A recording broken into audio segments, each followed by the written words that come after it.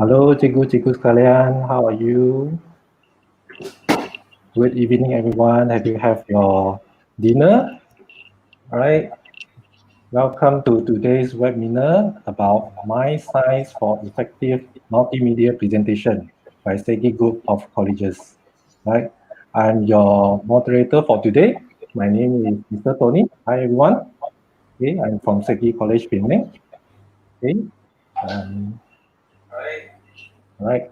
So before we start, a little soft reminder for everyone. Okay, so in case you got any question you would like to ask, okay, please feel free to ask and put your question in the chat room. All right, put in the chat room. So moderator and speaker will try to respond from time to time. All right. So we also have a Q&A session in the last 10 minutes. All right, and we will be giving also certificate of participation to all of you. Okay, those that who join live today only. Okay, and lastly, so in the last 15 minutes, I will be showing you a link for you to put in your attendance, it's an attendance form. So remember of you, please stay, okay, don't leave, and then fill in the form, and we will send the certificate for you within 30 days after this webinar. Okay, so a little bit synopsis of today about My Science for Effective Multimedia Presentation. Okay. Okay, so this talk will actually introduce you a little bit about how the mind interpret of incoming information and make sense of it. All right.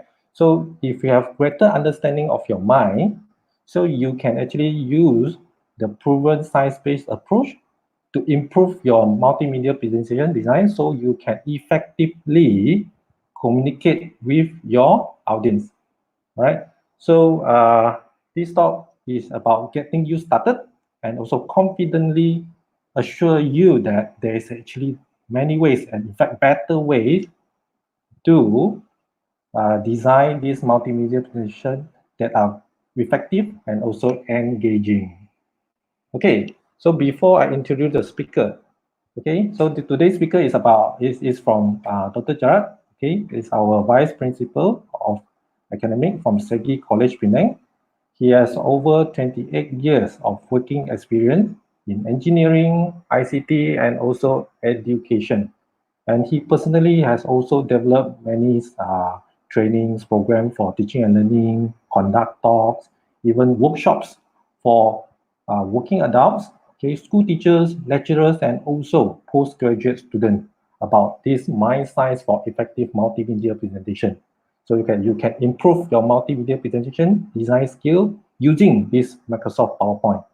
So a little bit background also from our speaker, okay, Dr. Gerard. He is actually graduate from TAR UC, okay, and he has received his Bachelor of Science in Microelectronics, okay, and of course from the Cardiff University, and also he has this doctorate in education from USM.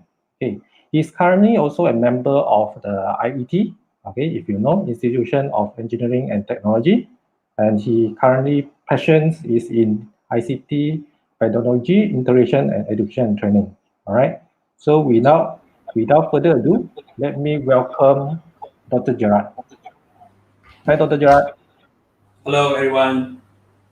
How are you, Tony? Good. Welcome, welcome. Thank you. Okay, let Thank me put you. on your slide. Okay, Dr. Gerard, I'll pass the mic to you. Okay. Thank you very much, Tony. Welcome to tonight's webinar. Okay, I am Gerard Boy, and I'm the Vice Principal for Segi College Penang, and I'll be the speaker and the presenter for this particular topic. Okay, see, the topic is basically mind science for effective multimedia presentation. This is part one, which is the introduction. And in this introduction here, we will basically introduce you to the understanding of cognition. That means how the brain works, okay, and how the brain interprets incoming information and makes sense of the information that is coming into the mind. And normally information that goes into the mind through your eyes and your ears. Okay, of course you can also have information coming through your touch, through your skin, through your nose, and through your tongue. Okay, but we are only concentrating on the eyes and the ears, so that if you know how information is processed in your brain, you can actually be able to design better presentations. Okay, and I've been doing this for the last 6 years. I've trained close to 600 to 800 teachers and friends and students on this area, and I would like to share this to you today. And it's going to be a 1 hour sharing. After that, if you want to ask more questions, you can always come back to me, and we can actually maybe even arrange another round where you can learn some of the practical side of this mind science, so that you can present better. And I know that all of you, most of you are teachers, and this is going to be a very, very good tool or knowledge if you gain this knowledge and use it in your class. Okay, so so by having a greater understanding of your mind, you will be able to utilize. Actually, this thing is based on science. Okay, proven science approach to improving your multimedia presentation designs and increase its effectiveness in communicating with your audience. Okay, how many of you have come across when you speak, after speaking for half an hour, everyone starting to doze off? Okay, so it's very embarrassing. Okay, so what we can do is we can use this idea of understanding the mind, so that we can design slides that are interesting to actually listen to and follow. Okay, then get started, and I assure you that if you learn this, there will be a better way to design multimedia presentations that are effective and engaging. If you study mind science and you use this in presentation, you'll be able to design very powerful presentation slides. Okay, let me continue. Basically, before I continue, because there's a delay in the transmission, okay, because I want to make this as interactive as possible. If I ask you a question, there may be a delay. According to Tony, there will be about 10-second delay if you type something on the chat, live chat, and I will only receive it only after 10 seconds. So there will be a delay. So it can be a bit difficult here. But anyway, we'll try our best to accommodate your answers, because I like to basically teach and be able to interact with my students or my audience. But today we are using the computer and using the internet. There's some delay here and there. So it may be slightly different from it's like, okay, somebody say thank you. Okay, thanks using. Okay, anyway, let me continue. Basically, the learning outcome for this lesson would be you'll be able to describe how do we learn. Okay, the question is, how do you learn? Okay, this is a question that I always ask people, and people are not able to tell me how they learn. Anyway, we're going to explore this area. Now, explain the workings of the human memory, understanding the memory, and we are using a few theories to basically understand the memory. One is the information processing theory. The other one is the dual coding theory. I turn it into another term so that layman can understand. It's the dual learning channels. Okay, and also the last theory that I will be including in my talk will be on generative learning theory. Anyway, don't be afraid of all these theories. I'm going to make it as easy as possible for you to understand these theories without going into the technical part of the theories. But I'm going to share with you in a layman kind of way so that you can understand better. Next, after knowing these theories, and these theories will tell you about how the human memory works. After knowing all this, then the next question is, what are the implications of learning, understanding, and understanding the memory has the effect on multimedia presentation? Okay, how does it affect the way you design a slide and present it to your audience? If you understand learning, you understand understanding itself and the memory, how it works. Basically, this can help you design slides that are very powerful. Okay, I've been doing this for 6 years, and I've taught some people, and some people are very grateful to know this because now they can present very well, and they are also very confident when they present. Let's move on. Okay, I would like to always start my lessons with the question. Okay, the question, if I pose a question, normally people will think, and when people think, people are actively using their minds. Okay, let's start with this session with the questions, or with questions. Okay, I got multiple questions. Okay, first of all, if you know how your brain works and learn, the question is, if you know how your brain works and learn, will it help you to present and to teach? Okay, this is a question. Okay, I want you to be able to interact with me, but I think there will be a 10-second delay. If you have seen this slide, can you please type on the chat to indicate if this is a yes answer or it's a no? Okay, the question is, if you know how your brain works and learn, will it help you present and teach better? Okay, that is the question. So now the answers are coming in. A lot of people saying yes. Okay, the answers will keep coming in. Victoria, Arma, okay, very good. So everyone basically agree to a certain extent with me. Yes. Ng Sui Ying is also type yes. Rose as well. Okay, very good, very good. Okay, so your messages will keep coming in, but I will continue. Okay, yes, surely, very good. Okay, let me continue now. So, of course, the answer is yes. All of you said yes. Thank you very much. Let's move on. So, now you know if learning is important. The question is to you, how exactly do you learn? How exactly do you learn? And how exactly do you get all the good results in your exams? Anyone can tell me?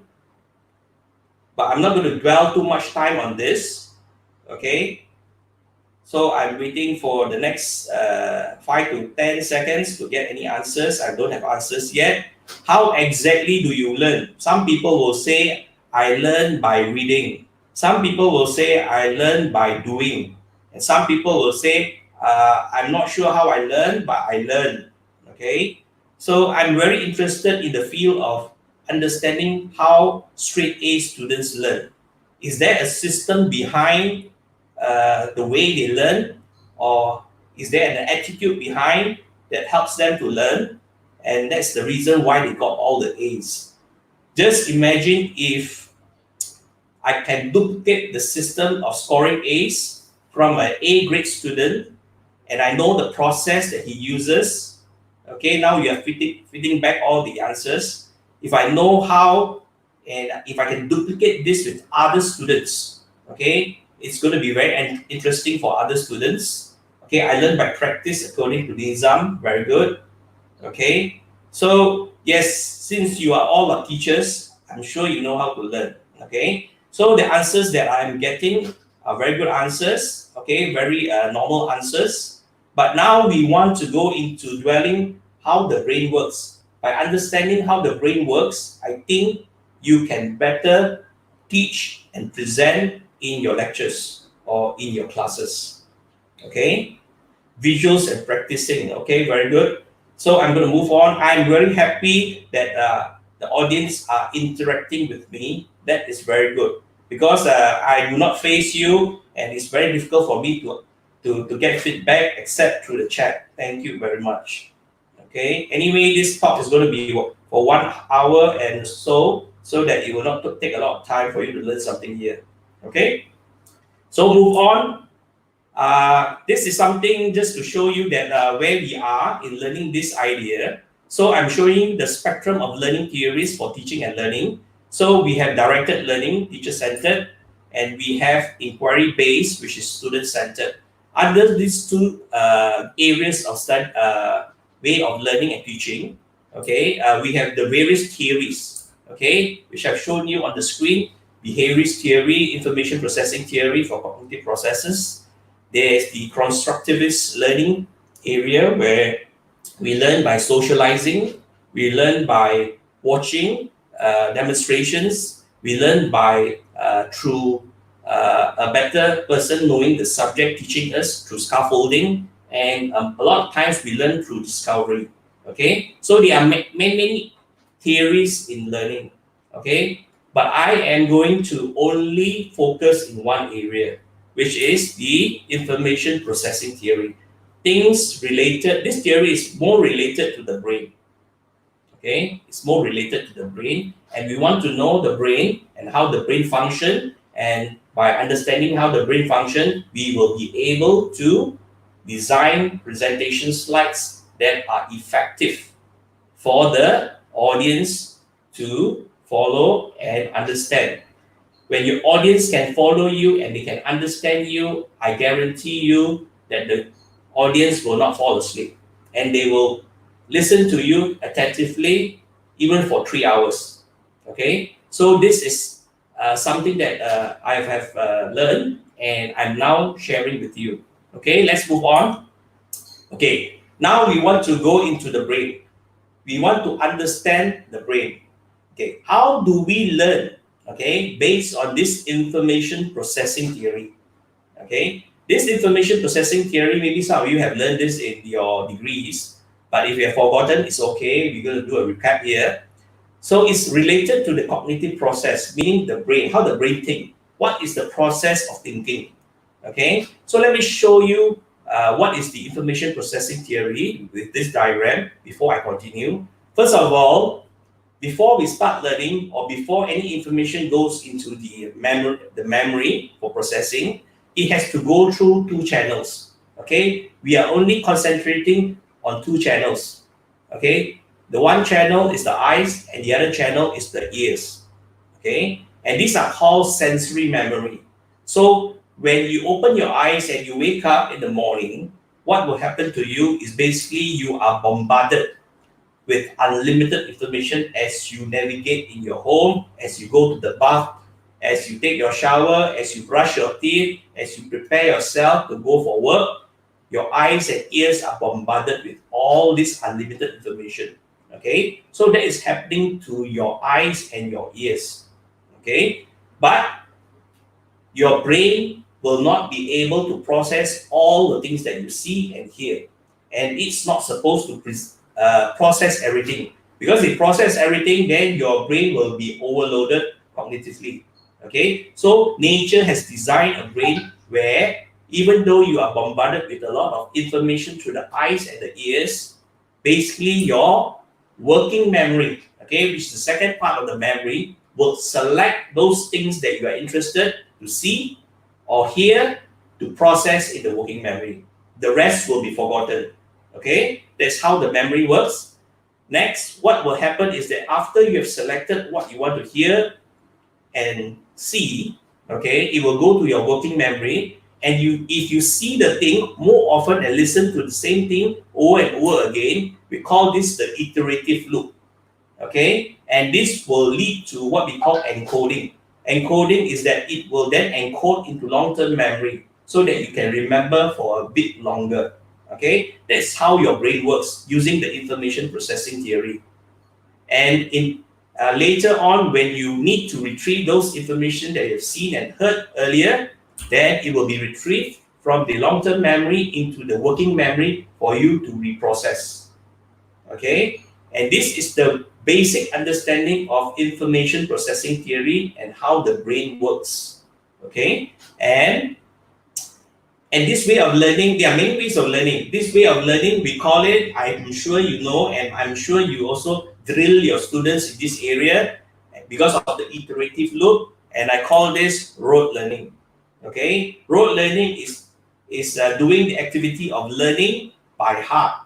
Whether you understand or you do not understand, you learn it and try to put it into the long-term memory so that you can go for exams and score your A's. But the problem with this technique of learning is that you can score all the A's you want. At the end of the day, after the exam, you are not able to recall what you have learned. That is the problem. It happened to me. I'm very good at rote learning when I was young, from when I was from 5. I get my A's. But sometimes I ask myself, okay, the question, what did I learn in secondary school? I can barely recall so much the information that I've learned. Truly, I'm telling you. Okay, so this is one of the issues that we have to address in our schools. Okay, I'm not saying rote learning is not the way. I'm saying rote learning is one of the ways of learning, but this is not the main area or the main way of learning. Okay, this is how the brain works. This is the first way. Okay. Second, now we will be looking at the working memory, the iterative loop, okay? Because the memory has to go through an iterative loop to understand or code or encode things into the long-term memory. We have to, based on this understanding of the information processing theory, we can take advantage of this by doing repetition. I did not say repetition, rote learning is no good. I'm saying rote learning is one of the ways of learning. Okay. So I'm going to share with you how we do rote learning effectively in class and out of class. Okay. Let me show you this diagram. Okay. If you're paying attention, let me show you this diagram.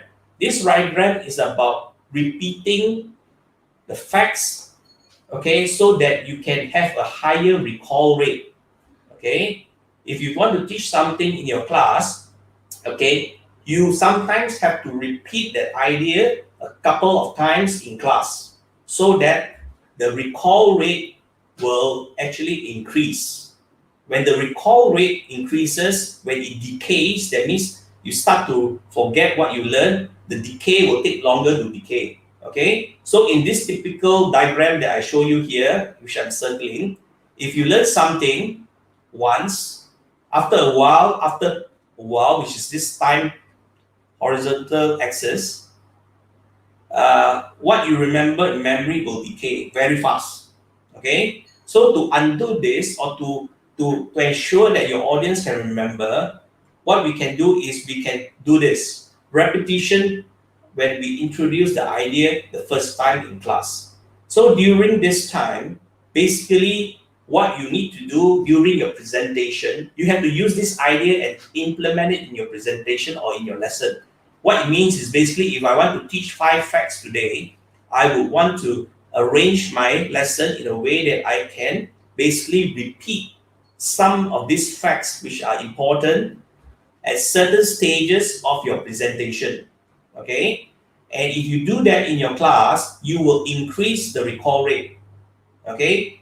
But the problem is our memory can still decay. Whatever we learn can still be forgotten. So what happens is your memory will decay. Whatever you learn at this point, okay, recall rate, which is a high recall rate, it will still decay.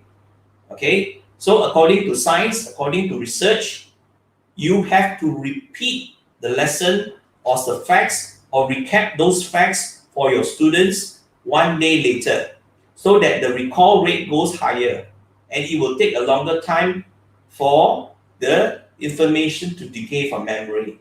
Okay, so this is one of the ways that you can arrange your lessons by using this graph to help you actually plan your classes and your lessons. Okay, what happens is you can continue to repeat, and according to research, you can continue to repeat the idea or the few important ideas. 1 week later, the recall rate will go back up, and maybe repeat it about 1 month later, and the decay will take longer, and therefore, whatever you have learned through this process of learning will be retained in the memory for a bit longer. Okay, for a bit longer. So the question is, how can I repeat all these lessons after 1 week and after 1 month? Of course, you can do it in class, but what we can do is that we can also use technology to actually implement the idea of giving the students a recap 1 week later, or maybe a recap 1 month later of the facts that they learned 1 month before. Okay, we can use mobile phones, we can use emails to message them, instant messaging to remind them of what they have studied 1 month ago, 1 week ago, 1 day ago. Okay, that is what we can do. Okay, if you want to use technology to implement such an idea. Okay, are we good? We have how many people coming in, Tony? Right now, I have about 350 Okay, we have students. about 300 teachers, and some are not teachers, but majority are teachers from around the country, 300 over, but actually about 500 over registered for today's lesson. Okay, I'm very happy that we have more than 50% of the participants coming in today. I think along the way, more and more people will log in. Okay, anyway, I will continue from here. Okay, that is the first idea. First idea. Remember, if you have a notepad in front of you, please jot it down. Repetition is important. Okay, rote learning is one of the ways of learning according to the information processing theory, and you can use this as a strategy to teach one of the many strategies. Okay, I'm going to show you a few other strategies so that your students can engage with you and remember the things that you've taught them. Okay, next we will move on. Now we want to look at the Atkinson-Shiffrin memory model. According to this person who have done research long time ago, the human memory can be divided into three memories. The first is called the sensory memory, which I mentioned to you in the information processing theory. The second part is short-term memory or working memory, they call it, either short-term or working. Okay, sometimes I interchange those. So most of the time I like to use working memory or short-term memory. And finally, long-term memory. Okay, from this diagram, you can see that sensory memory, things that go through your eyes and your ears, can only be retained there for less than 1 second. Meaning, whatever you see, okay, you will not remember after 1 second if it doesn't go into the working memory for processing. Okay, so if you can do an experiment, you can find out why the sensory memory is like that. So for example, I give you one example that I give to my students. If you look at someone's face for the first time, okay, and you take your eyes away from the person's face after 2 seconds, I want to ask you whether you will be able to close your eyes and imagine the person's face. Can you do that?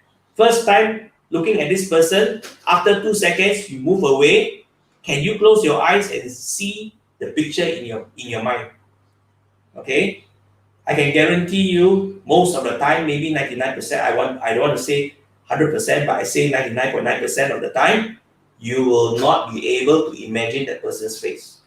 Okay, but if you remember the information processing theory, if you repeatedly look at the person's face, after a while, you close your eyes, you will see the person's face. Why? Because that information has gone from the sensory memory into the working memory, and it was there iterating so many times until that image goes into your long-term memory. So when you close your eyes, basically what you're doing, you're retrieving from your long-term memory into your working memory, and you see that image. Okay, that's what's happening.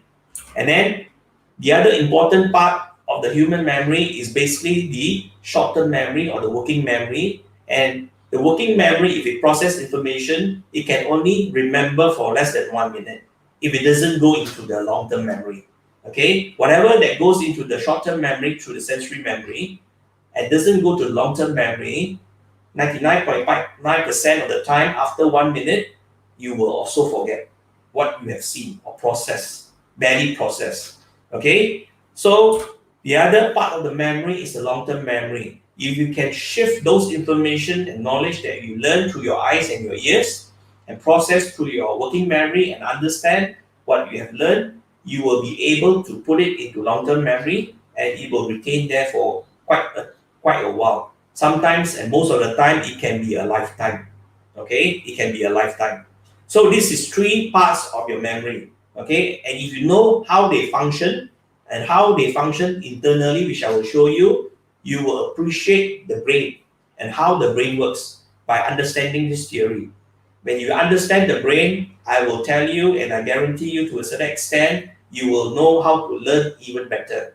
When you know how to learn, what do you do next? You teach your students how to learn. When your students know how to learn, they can be independent of you. Okay, so that you want to train these students so that they can come out into the world and be able to use your brains effectively to learn new things. If students are not able in this 21st century to learn new things by themselves, I can tell you they will not survive in the 21st century. Because the 21st century is very, very challenging. Because knowledge and technology changes so fast.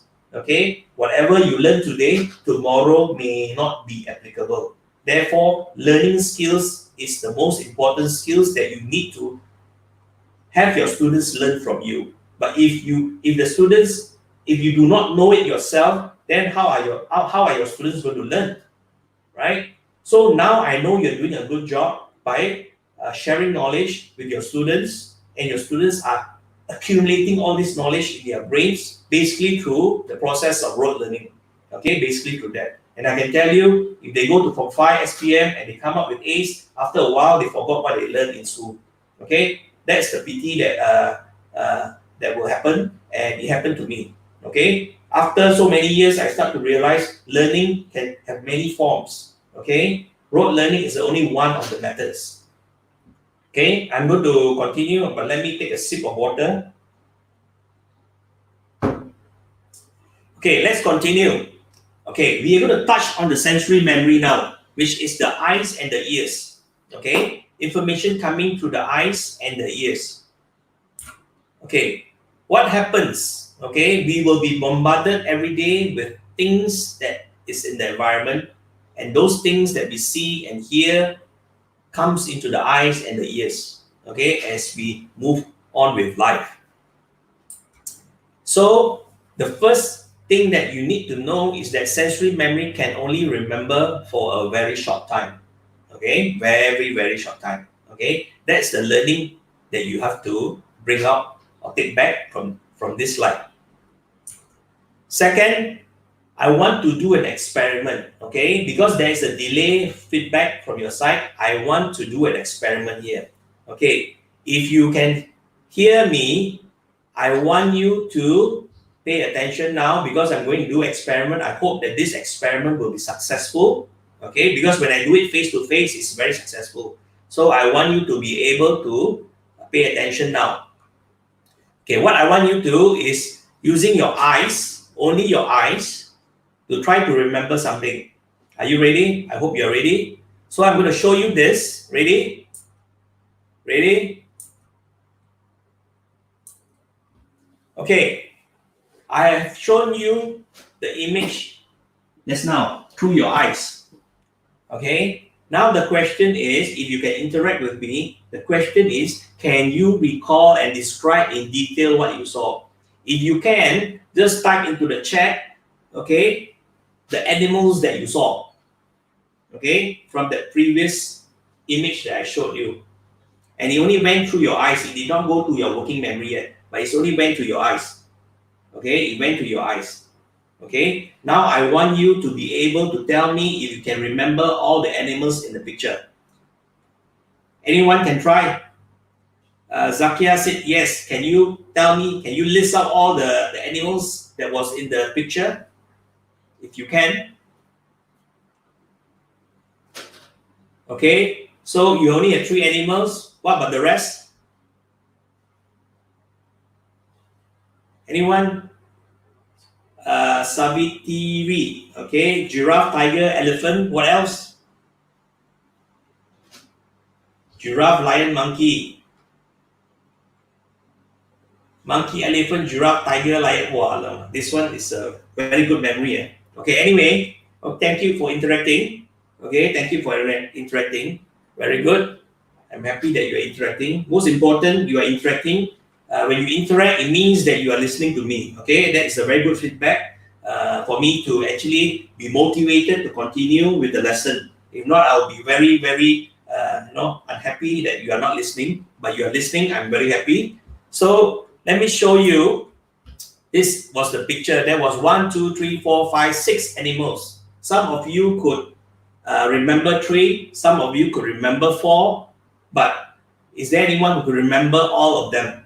Okay, I can tell you, hardly people can remember if they are shown a picture like that, and it takes only 2 seconds to forget those items that was in the picture.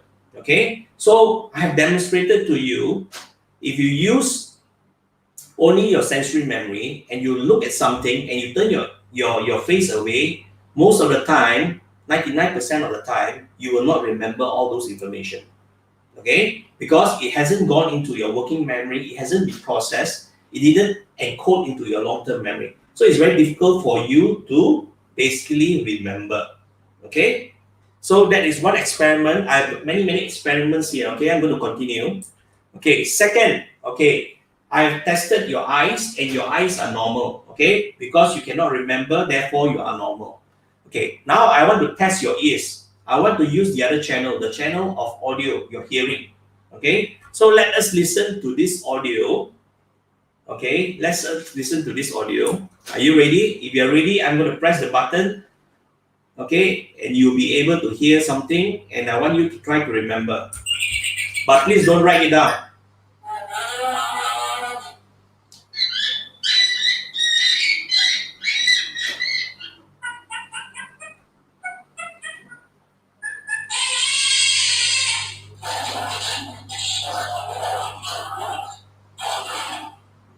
Okay, the question is, can you recall the sequence of animal calls?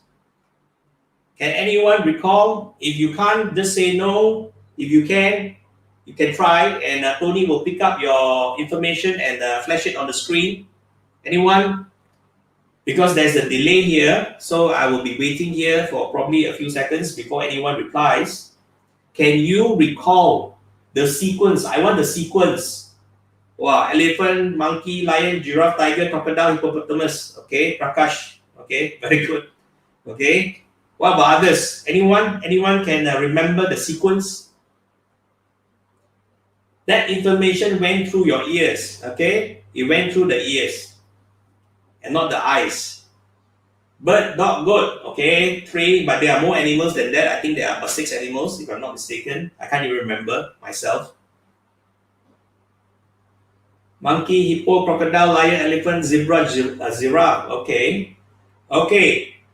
Now I am going to give you tips. Okay. You can select, it's either A, B, or C. Okay. So if you think you know the answer, you type in either A, B, or C on the chat so that you can share with us. And I want to see how many people are getting the right answer.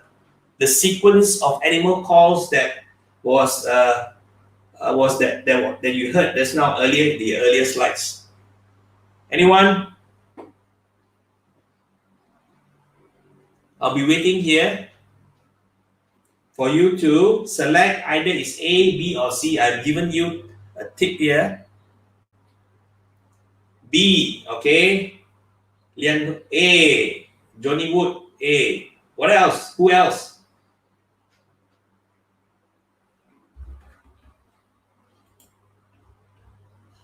A, B, C, A, C, B. Wow. What else? C, A. Okay. Okay. I can see that at least less than 1/3 got the right answer. Okay. The right answer is basically A. Okay. The right answer is A. Okay. And I don't want to be very sure, but I think the ones that got the right answer may be guessing. Okay. Because if you can remember the first animal, which is the bird call, which is the eagle call, and you can remember the last call, which is the lion call, then you actually have either A or C to select. Okay.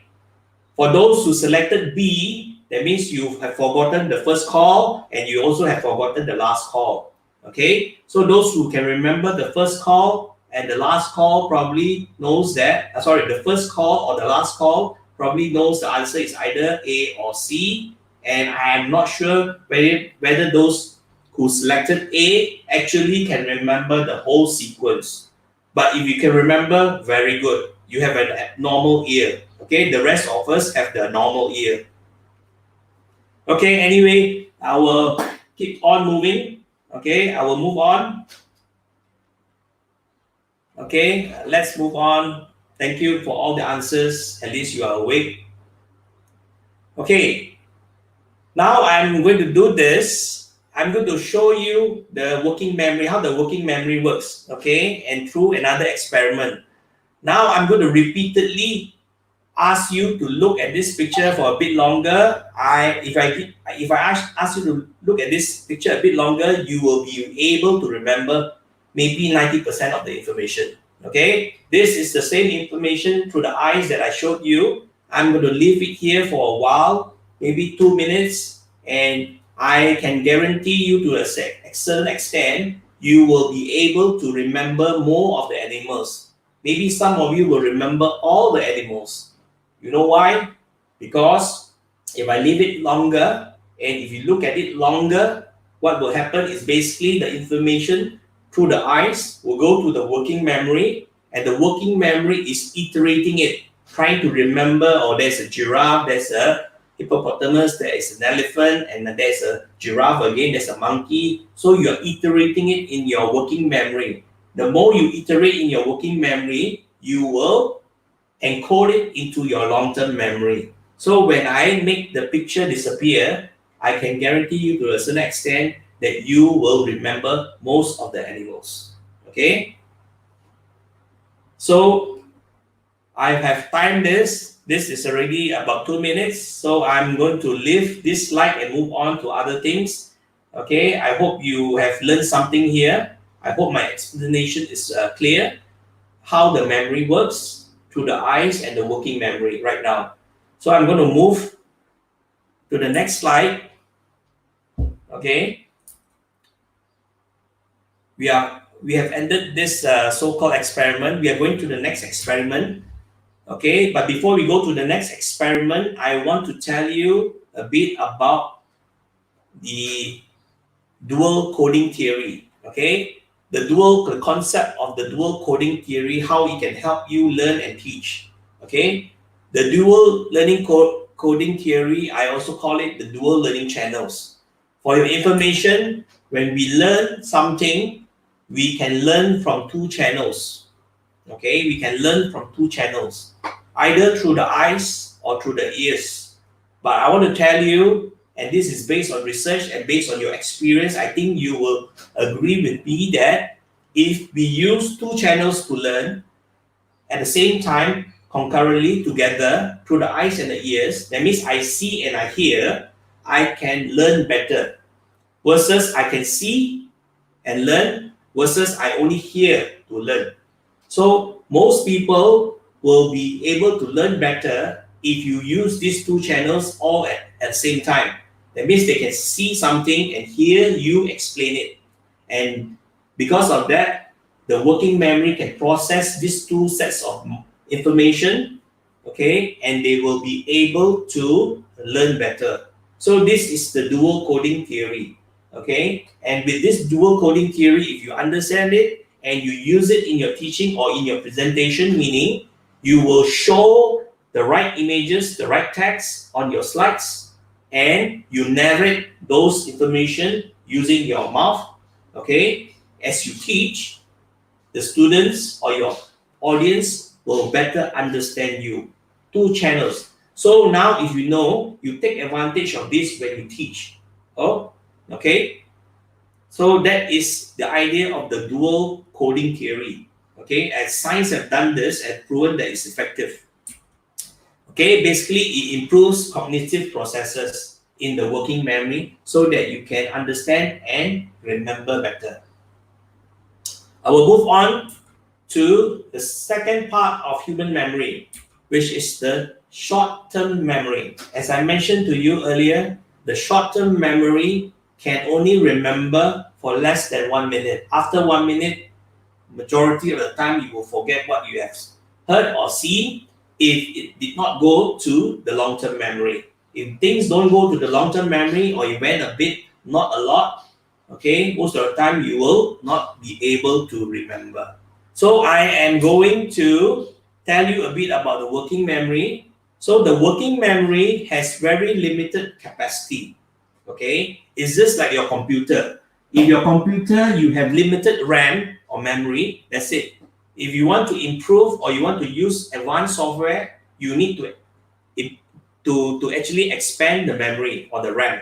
But in this case, in the human memory, you can't do that. Okay, therefore we have to live with a working memory or a short-term memory that has limited capacity. Okay, it can only contain so much information, okay, and process so much information. Either is auditory channel or through the visual channel.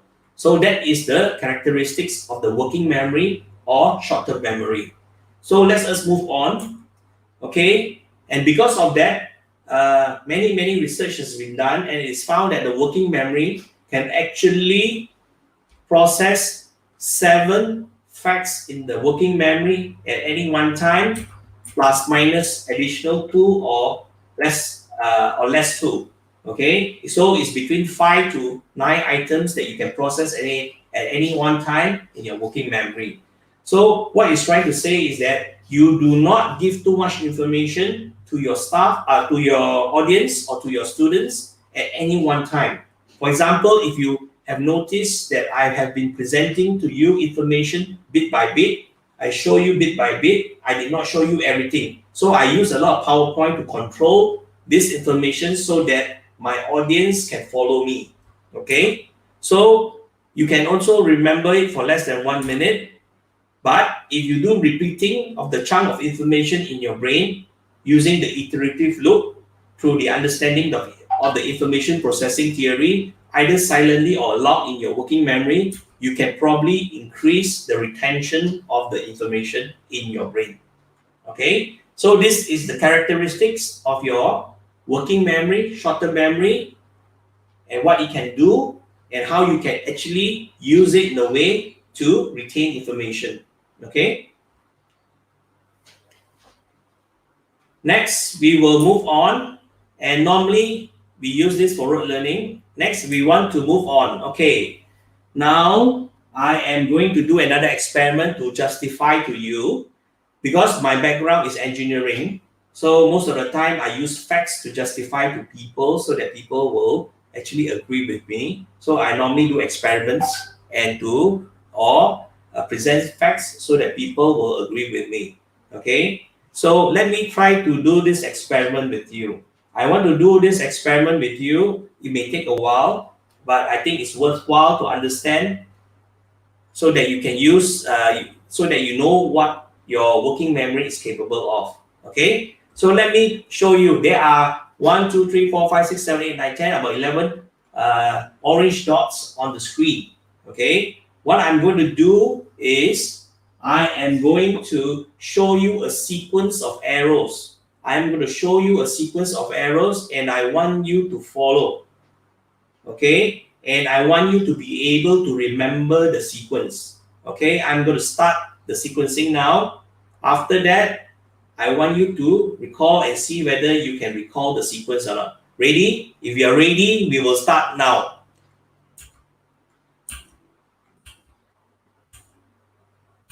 Follow the sequence.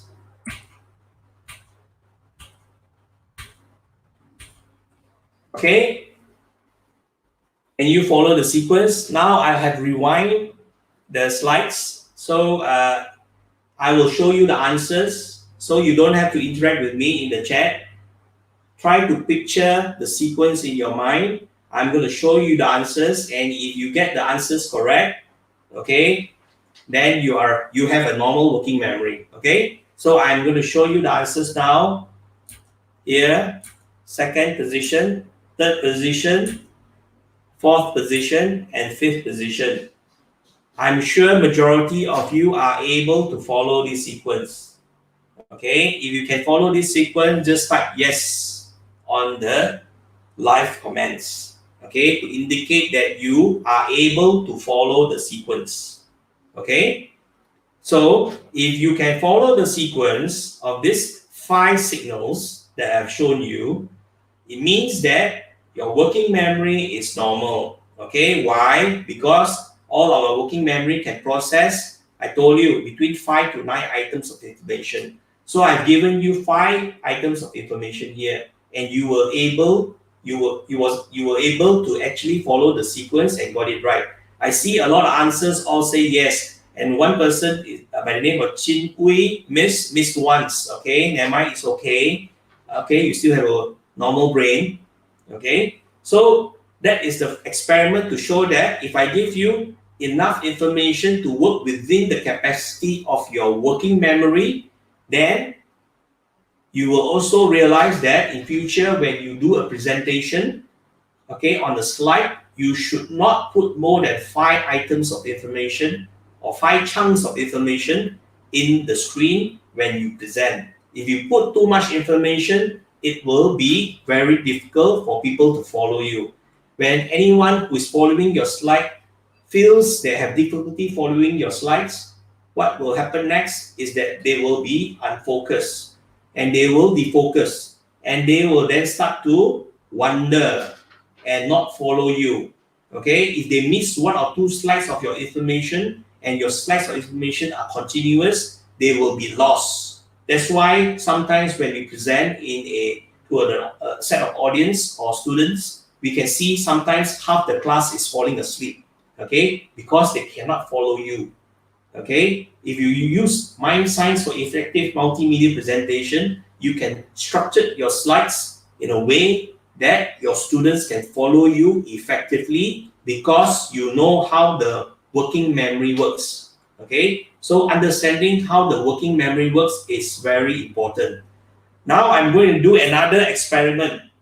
Okay, I want you to follow this and I want you to see whether you are able to remember the sequence. So this is the second part of the experiment. Okay, are you ready? If you're ready, please watch the screen and follow the sequence. Do not use a pencil to jot it down. I want you to just use your eyes to see whether you have a normal working memory. Okay.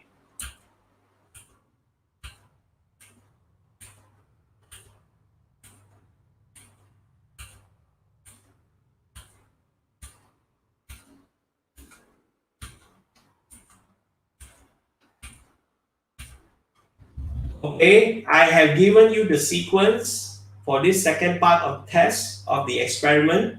I want you to now try to remember the sequence. Okay, if you can.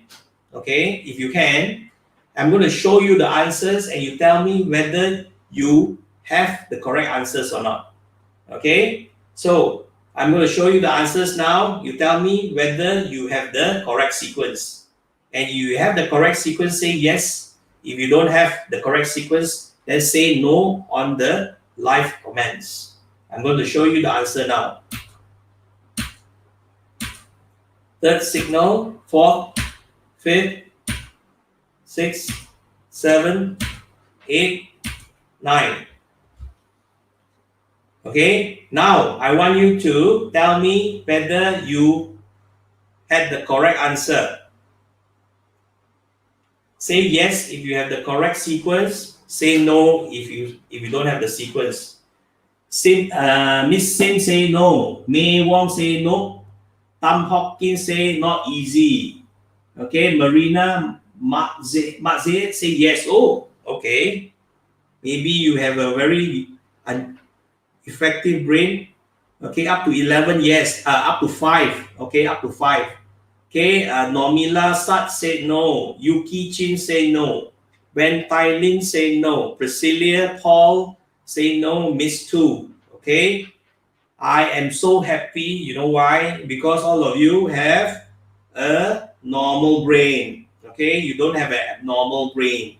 And Haryani says one can't. Okay, so you are quite normal. So as long as you can remember 5 to about 7 items, okay, at any one time, your brain is a normal brain. If you can remember 9 and beyond, then your brain is something really different from a normal human brain. Okay, very good.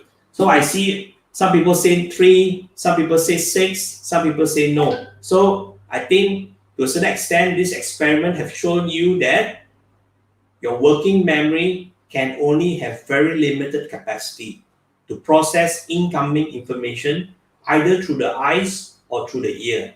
Okay, so the learning from this slide is to tell you in future when you present, do not show too much information at any one time, and do not speak about a lot of information at any one time. Okay, I can tell you how things can affect the ears. For example, if you download a YouTube video to show it to your students to learn something, if that video is 30 minutes and you continuously show the video for 30 minutes, and the information will go through the ears and the eyes, but I can tell you after the 30 minutes of video, and if you ask the students to recap, I can guarantee you most of the time they will not be able to recap, because you are bombarding them with too much information through the ears and the eyes at any one time. Okay, so the solution to this problem is that you have to chunk that video into 1 minute videos, 2 minute videos, the maximum. Okay, so that you divide the 30-minute video into small chunks and show them those short videos. And after each short video, what you can do is you can do a Q&A and to find out whether the students understood you or understood the video. Okay, before you move on to the next short video. So short clips are important if you want to show information through a video, not too long. Okay, so that is the learning from understanding the working memory here. So we will move on now. Okay, now let me tell you, I'm going to show you graphically here a bit about the brain. Okay, especially the working memory or the short-term memory. As you can see on this slide, on the right side, you have this capacity, okay, like a bucket. Okay, so your working memory is just like a bucket that can fill a finite amount of water. Okay, the working memory capacity is finite. Okay, it's not infinite. Your long-term memory is infinite in a way. Okay, but your working memory is finite. Okay, so let me show you what is happening in your brain as you listen to my slide. There are 3 things that can happen in your brain, in your working memory as you listen to me. Okay, at any one time, or your students listening to you, 3 things can happen. One is called extraneous processing. Okay, extraneous processing is that your brain is receiving too much cognitive noise through your eyes and your ears, and this cognitive noise, your brain, the working memory is processing it. Okay, basically cognitive processing that is not related to the objective of the lessons. It involves no learning. Okay, so I can give you an example of this. When you are listening to me, some of you may be thinking of what to eat for lunch tomorrow. Okay, if you are thinking about that while you listen to me, and that thinking part in your working memory is the cognitive noise that is happening to your brain right now. Okay, so that is an example. Second, essential processing, or we call it surface learning. Basic cognitive processing that is relevant to the objective of the lesson. Okay, if the students is processing this or the audience is processing essential processing, they are doing surface learning, basic learning, or basic understanding of what you are presenting. And this activates the mind. Okay, this makes the mind move. And this part will consume a portion of the capacity, as I've shown you on the right side diagram. And the third part is called generative processing. Generative processing is called deep thinking. Okay, in layman terms, basically, generative processing is deep cognitive processing that is relevant to the objective of the lessons. It involves deep active thinking. So it's no more surface thinking, it's deep thinking. If you do a lot of deep thinking, basically you can understand the surface learning information. Okay, I'm going to show you examples later on what is generative processing and deep thinking. Okay, how you can actually activate deep thinking in your lesson. Okay, there are methods and ways to do that. So now you look at the profile of your working memory. There are 3 things that is happening in your memory at any one time. Okay, according to some research. Okay, so I'm going to show you how a student will get unfocused. Okay, if there are too much cognitive noise. Okay, so that three processing: extraneous processing, essential processing, and generative processing. You sum them up, that's called the total cognitive load in the working memory. And at this moment, the diagram shows you that it is within the working capacity of the working memory. Therefore, the working memory is not overloaded. Okay? Now I'm going to show you cognitive overloading, giving too much information, or maybe the student is dreaming in your class. What will happen is that the working memory capacity will be overloaded. So what happens if you are thinking about what to eat tomorrow, it is very little cognitive noise in your memory now. You can still listen to me. But if your mind start to wander and plan what to make for breakfast, for lunch, and for dinner tomorrow, and you keep on thinking about that while you are listening to me, what will happen is this will happen.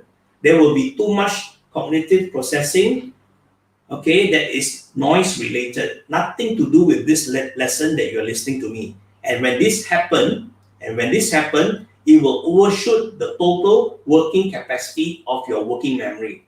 And when this happen, we call this cognitive load, cognitive overloading. Okay, so when cognitive overloading happens, you know what happens?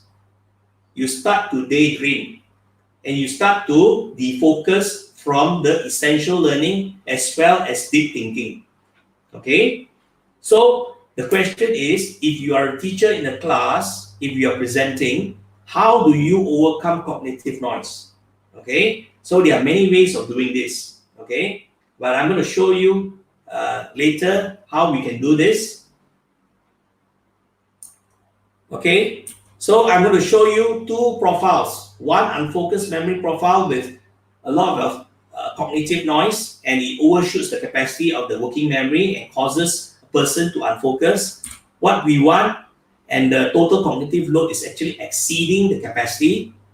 What we want to do is to manage the working memory so that there is very little noise in the working memory, and you want to use the extra capacity for students to do surface learning and also deep thinking. If you look at the diagram here, the surface thinking has more capacity now compared to this, and the generative processing or deep thinking has more capacity than this. So you want to improve this too, but you want to reduce cognitive process in the working memory. If you can do that effectively using your slides while you teach, okay, or the lesson plan that you plan, I can tell you the students will be very focused.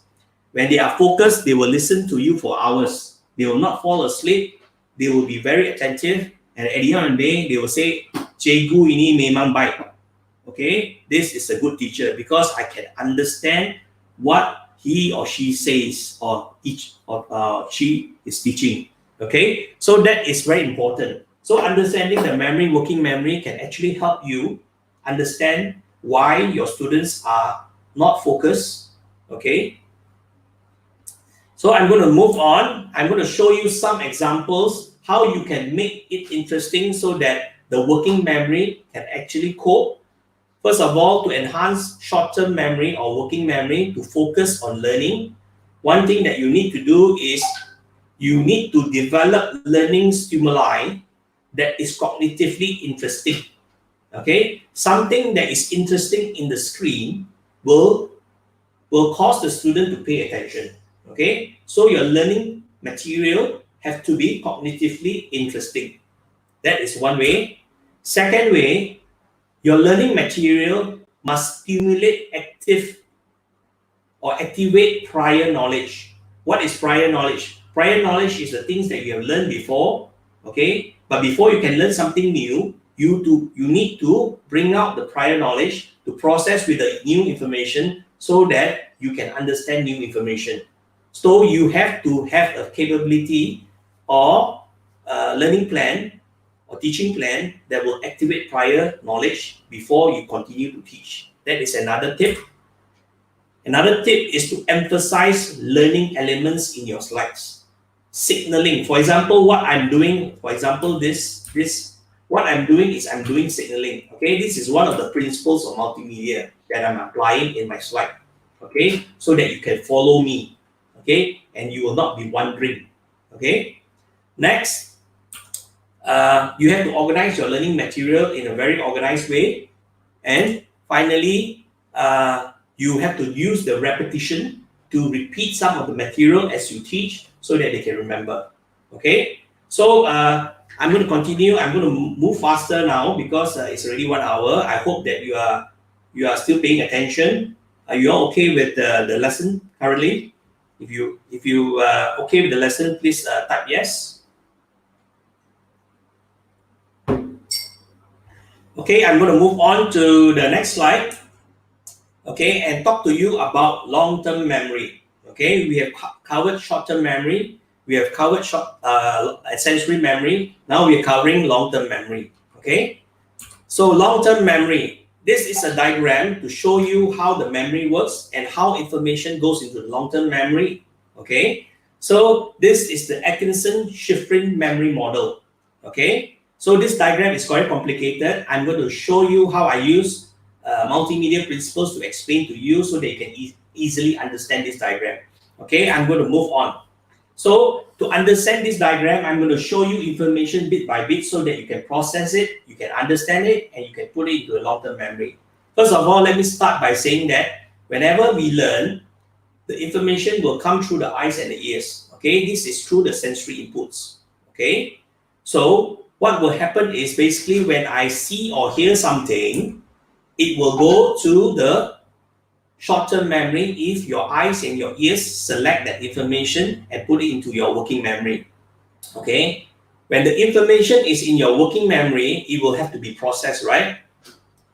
And if you can, when you process this information that is new to you through your eyes and ears, your brain will automatically pull prior knowledge from your long-term memory to basically put them together to compare and to analyze. And if you do comparing and analyzing, you will be able to either understand the new information or not.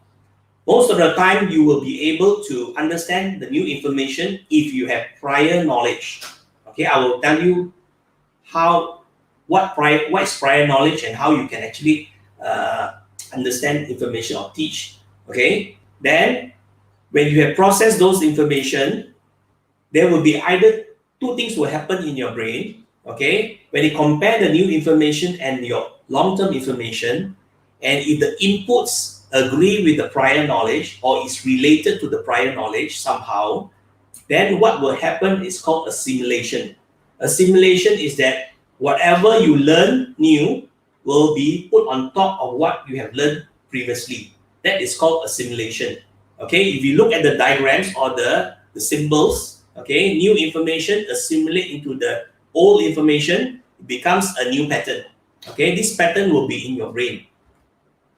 But if you have an input that disagree with the prior knowledge, that means this information that you're looking at is somewhat rather new to you. You have not seen it before. And if you have not seen it before and you put it into long-term memory, this is called accommodation. So in your long-term memory or in your brain, there will be two patterns. One of the old patterns that still exist, the prior knowledge, and there will be a new pattern implanted into your long-term memory, which you can reuse if you continue to input information, new information that is related to the previous new information. Okay, so this is how you can actually, this is how the brain works. Okay, according to this model. So now I'm going to show you examples to actually show you that prior knowledge is very important for understanding. So making sense of what you see and hear is a very important aspect of learning. If I don't understand anything, I can still learn. Yes, you can implant all those information into your long-term memory and go to an exam and score all the A's you want. And that is called rote learning. And all of us are expert in this, especially Asians and Malaysians. We are very good at this, okay, rote learning. But understanding, we have a lacking capability in doing this. Okay, we have to teach our students to understand before they remember. So understanding is basically the key to remembering. If you understand, it's easy to remember. If you don't understand, you can still remember, but it's going to be very, very difficult to remember. Even though you can remember, you can regurgitate the information out during an exam, score an A, it is no use to you because you do not understand the information. Okay, so understanding is important. Understanding is the key to remembering. Okay, so now I'm going to talk about generative learning theory, the theory that I mentioned earlier. Okay, now I'm going to explain it in detail for you. Okay, it's from Withrop. Understanding and remembering of new knowledge involves actively integrating what you see and hear, which is the stimuli, with what you already know, which is the prior knowledge. Okay? If you have prior knowledge, it's easier for you to learn new things. Okay? It's just like when you were a baby, when you were born, okay, you slowly develop and finally you are able to do what you do today. Why? Because you are learning new things on top of what you have learned previously.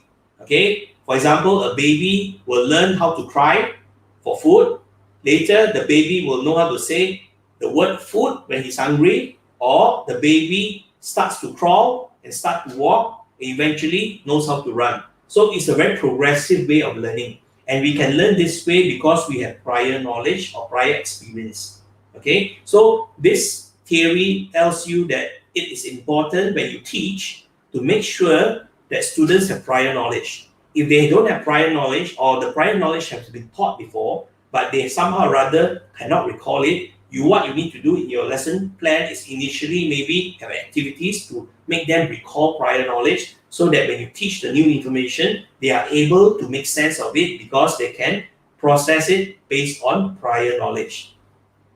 I'm going to give you an example here.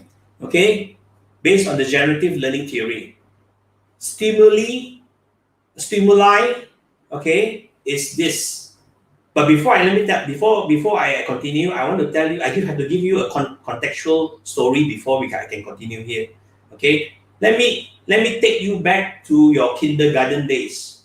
Okay, when you were in kindergarten, what did the teacher teach you? The teacher taught you ABC, right? A to Z. How to remember the A to Z by rhyming or by singing. Okay, so that is how you learn your ABCs. But when you come to standard 1, your teacher starts to teach you how to spell. Okay? Then for the first time in your life, you go back to your standard 1. For the first time in your life, through your eyes and your ears, the teacher showed you the word CAT on the blackboard and pronounced it as cat. Okay? And this is the first time that you see a word called cat. What happens in your brain? You tell me. Okay? What happens in your brain is that you start to realize this symbol CAT that is being shown and represents cat because the teacher said so, is so foreign to you. But when you continue to analyze in your brain, as you do deep thinking, you start to realize that C came from the alphabet A to Z that you learned in kindergarten. A as well and T as well. Then you start to realize CAT refers to a cat symbolically. Okay? So what happens is basically you start to understand that you can use the A to Z that you learn in kindergarten and you can arrange them to form what we call words. And that is the secret to spelling. And you start to realize that, okay? So basically, your long-term memory has this prior knowledge of the A to Zs, and when you start to put them together in your working memory, stimuli plus prior knowledge of the knowledge of A to Z, in your working memory, you start to process, and finally, you realize, oh, this is how we spell and create words. And that is the point where you start to have deep thinking and realize, and you understood, okay, what teacher was trying to teach you. The teacher was trying to teach you how to spell based on your prior knowledge of knowing A to Z. Okay, so this is called generative processing. As long as you can stimulate the prior knowledge into the working memory of the student, okay, while the student process new information and make sense out of it and understand what she's learning or he's learning, then you have done what we call generative learning, okay, which is deep thinking. Okay, deep thinking. Okay, now I have another example here for you. Okay, if you look at the picture on the left through your eyes, what can you see? Okay, what can you see? What is it that you see in front of you? The matchstick figure. What is it? If you have an answer, just type it on the chat. Okay, I'll wait here for you for a while. Okay, so what is it? What is this so-called matchstick figure? What does it represent? What does it represent? Okay, so basically, if you look at the figure, you will realize that, oh, somebody said it's giraffe. Okay, okay, what else? Who else is going to reply on the chat? Everyone says giraffe. Eve Tan says giraffe. Okay, what else? Anyone with any another answer? Giraffe. Okay. If you type in giraffe, it means that you are able to look at that image of the image of an animal in the form of matchsticks, okay, and do what we call image processing. Why? Because you are retrieving your long-term memory because you have seen a giraffe before. The very core characteristics of a giraffe is its long neck. There's no animal that has a long neck as long as a giraffe. Okay? Some of you did not say that this is a dog. No. Some of you did not say that this is a horse. No. Okay? Everyone says it's a giraffe. Why? Because you were able to do image processing through your eyes, put into working memory, retrieve that information out, and realize that the matchstick symbol represents a giraffe. Okay, so that is generative learning second example for you. Okay, the final example. The final example is that I'm going to give you this diagram. Can you interpret this diagram? Okay, I'm not going to ask you for answers, but I want to tell you if you can interpret this diagram, that means you have prior knowledge. Prior knowledge of what? Prior knowledge of two terms. One is revenue. You understand what is revenue, okay? And you understand what is YOY, year over year, okay? And you understand this word, sales force revenue growth. So if you look at this diagram, immediately you can interpret it very simply that the revenue is growing, okay? But the year over year growth is stagnant after 2011 and 2012.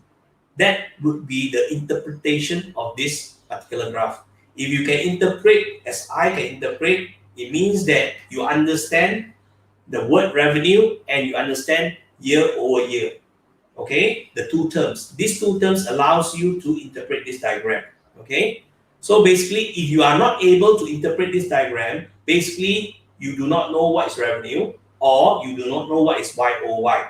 Okay, and therefore you will not be able to interpret this diagram. But I can tell you 99.9% of us here attending this program will be able to interpret this because we are doing generative learning or generative processing or deep thinking, retrieving what we know already, revenue and year on year through long-term memory, looking at the diagram and interpreting it, and finally we are able to say revenue trending positive, but year over year growth was stagnant and below 10%. Okay, so that is how you interpret this and how the memory works. Okay, and how the memory works. Okay, so I have completed my lesson, but I want to basically link what you know about the brain right now after understanding what is information processing theory, after understanding the parts of the memory, which is the sensory memory, short-term memory, working memory, and long-term memory. And I've shown you examples and I've shown you experiments to show that yes, your working memory is definitely has a limited capacity. Okay, and your long-term memory is basically very, very useful if you want to do deep thinking or understanding, because you need to have prior knowledge to be pulled up to your working memory before you can process new information. So that is very, very useful to know. Okay, if you can remember all this information about how the brain works, I can tell you this is a pot of gold that you can use to develop very powerful slides. Okay, very, very powerful slides. Let me tell you the implications of knowing what is learning. Knowing how understanding works in the brain and understanding the memory. Okay, how it can affect the way you design a multimedia presentation. And if you know and you can design a multimedia presentation based on all these facts, I can guarantee you to a certain extent, your presentation will be very effective. When your presentation is very effective, you will have people interacting with you as you teach or as you present. Okay, I can see a lot of you out there, you are interacting with me. Okay, because you are listening to me. Why are you listening to me? Why did you not turn off this YouTube live? It's because you understood what I was presenting. And all this while, as I was presenting from the first slide until this slide, okay, I use all these ideas, how the brain works. And later I'm going to show you part 2, which I'm not going to teach much, but I'm going to show you how I use another theory to understand and to design slides. Okay? So let's move on. Okay, what is the implication? Is that repetitive learning is very important because our brain learns or can remember through repetition. Second, there are 2 sensory channels. We have to use these 2 channels when we teach so that it becomes more effective for people to learn from you. Working memory has limited capacity, can be cognitively overloaded. So you don't want to overload the working memory with too much information at any one time when you present. Okay, that is another takeaway from this lesson. And most important, if you want your students to understand and not just remember, you have to have active learning. Active learning means generative learning. It means whatever you provide in the form of new information, but before students can understand, you need prior knowledge. That means you must ensure that your students have the prior knowledge before you give new information. And this will make a lot of sense when they listen to you. And when they make sense, means they understand. When they understand, they will remember. Okay, so that is the key to presenting. Okay, so I'm going to show you actually this whole program, Mind Science for Effective Presentation, has actually more than 3 parts. Okay, it's about 4 parts. I'm going to show you part 2, a prelude, so that you can understand what is to come if you are interested to learn. Okay, so you understand the brain now, how to execute it. The question is, how do you do it? Okay, you may understand something, but how to apply it? Applying is very important. So here I'm going to show you. So implementing what you know about the brain and learning is in your multimedia presentation is this part that I'm going to show you. And I want to show you that the origins of mind science for effective multimedia presentation, or this workshop that I'm sharing with you, actually comes from a very talented professor from the US. He is Richard Meyer, and I am using his theory, okay, to develop this what they call a workshop to train teachers to be able to develop very powerful multimedia presentations. Okay, and his theory is called the cognitive theory of multimedia learning. And in this theory, there are 3 sets of principles. Okay, where he teaches you how to use those principles to basically implement your slides design so that it is in line with the brain, how the brain works. If something is in line with the brain, it will be easy to remember. Okay, so this is the prelude of what you will learn, the principles so that you can implement. Okay, so what I'm going to do is I'm going to demonstrate to you the last thing, and I want you to give me the answer, and we will end this presentation. Okay, I'm going to show you the application of multimedia presentation that is effective based on mind science. I'm going to show you an example. Okay, for example, if you want to teach about advertising, the word advertising, this is the information that I got from the internet. I went to the internet, I typed advertising, I went to Wikipedia, I copied the whole set of text and put it on my slide. Okay, and I start to teach using this slide. This is version 1 slide. I can say that some of us still use this technique. Copy from the book, from the internet, paste it on the slide and start teaching using this. Okay, this is version 1 of your presentation. Okay, If you are still using this, please stop using this to teach. Second version. Okay, to show you the second version, what I'm going to do, I'm going to demonstrate to you the first part, the one that is highlighted in the box, red box. This is the material that I am going to turn into a form that is easy to understand in PowerPoint. Okay, so this piece of material is advertising, is talking about advertising is a form of communication for marketing and used to encourage, persuade, and manipulate an audience to continue and to take new actions. So this is the text. I want to change this text into a format that we can use for presentation.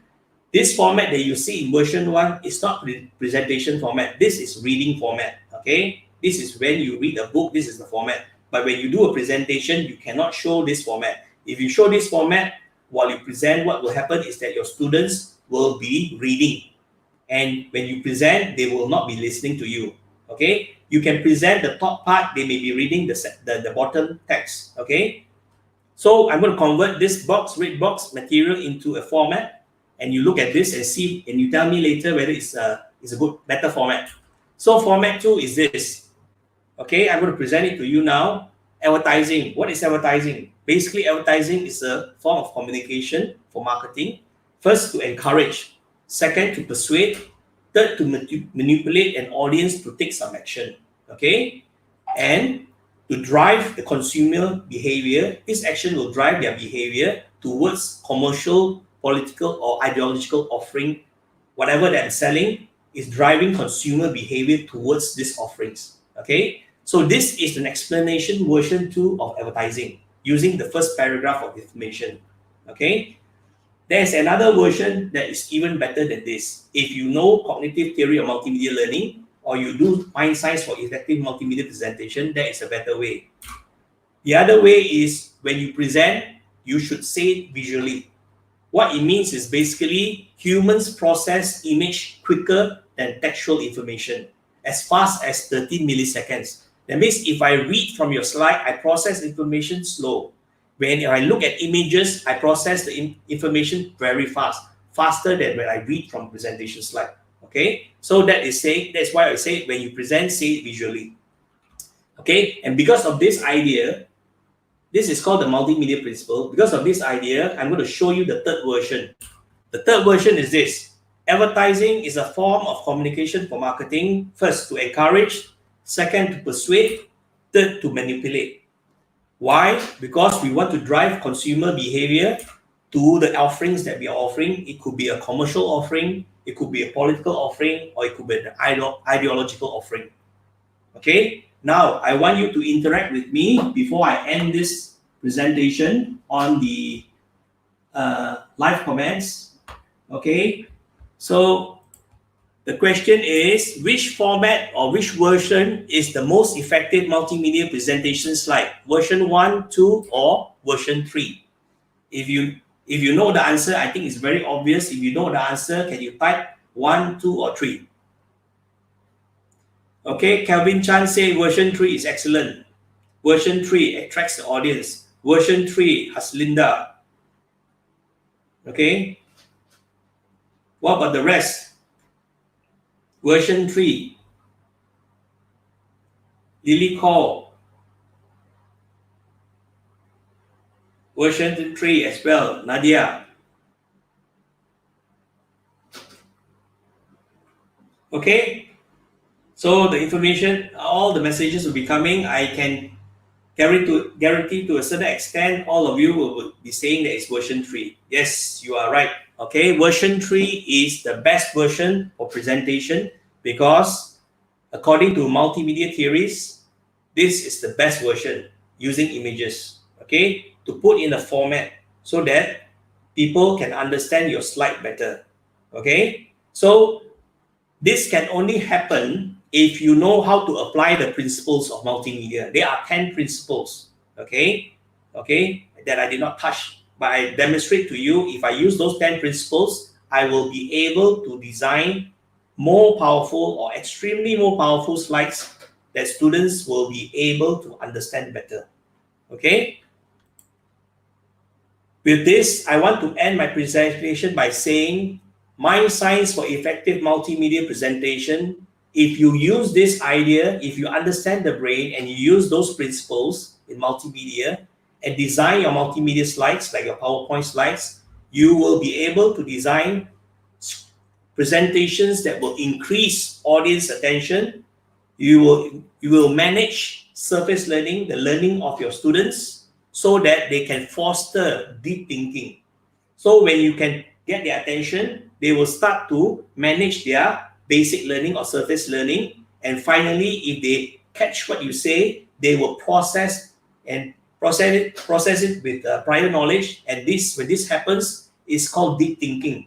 Okay, when all this happen within the capacity of your working memory, okay, and you can manage their working memory within that capacity, students will understand you better. And when students understand you, they will not fall asleep, they will be focused, they will be happy listening to you for 3 hours without dozing off.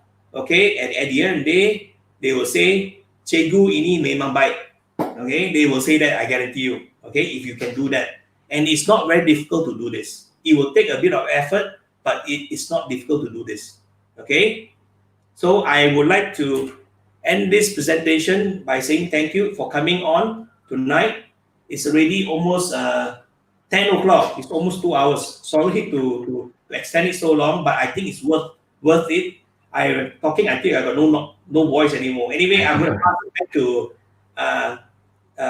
Tony. You take over and see whether there's any questions.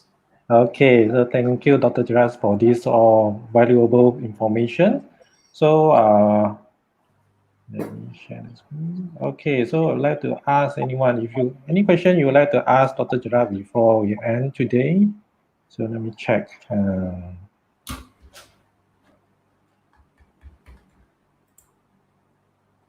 Okay. Oh, message from Arunku. Thank you, Dr. Gerard. Okay, let me see. Oh, Lorraine Koo is my student, my former student. Wow. Yes, Kuala Lumpur, when I was in the university in KL. Okay, one question from Jim Wei. Will Doctor have presented for further explanation of the 10 principles? Okay, the 10 principles can be explained to you if there's a need from all of you. Then we may want to do a part 2, right, Tony? Yep. Okay, we can do a part 2 if there's a need to understand the 10 principles. I will do a short one, probably another 1 or 2 hours, so that you can understand and you can apply. So, Chin Wei, if you want, you have the contact, you have Tony's contact. You can always tell Tony that you need this. And if there are a lot of people asking Tony that they need this, then we will run this. Probably we will arrange to run this maybe in a couple of weeks' time. Yep. Yeah. Sure. So let's see. I think that's all on the floor. I think no more questions. So let me proceed. Okay. So for those who have joined us today live, so this is the link that for your certificate. So please, okay, go to this link bit.ly/SGC webinar cert. So enter your information, okay, and then we will send the cert to you 30 days, okay, after this webinar, all right. And this link will be open for 30 minutes from now. So please go to this link and enter your attendance. So we will proceed to send you the cert as soon as possible, all right. So next is, okay, so tomorrow we will be having a practical approach for online discussion and sharing with Zoom, all right? So this is next topic on tomorrow, okay? The time is 4:30 p.m. to 5:30 p.m., okay? If you all are interested in learning how to use Zoom effectively in your teaching, okay? So please go to this link, okay? bit.ly SGC webinar series, and then register yourself, all right? So we are open for registration right now, okay? And if you are looking for more, okay, more webinar, more coming webinar, all right? So do join our Telegram, okay? Do join our Telegram. We will pass all the coming interesting and exciting webinar on that Telegram group.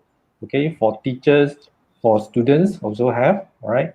So please go to this Telegram, join us. Okay, and we will post more information there.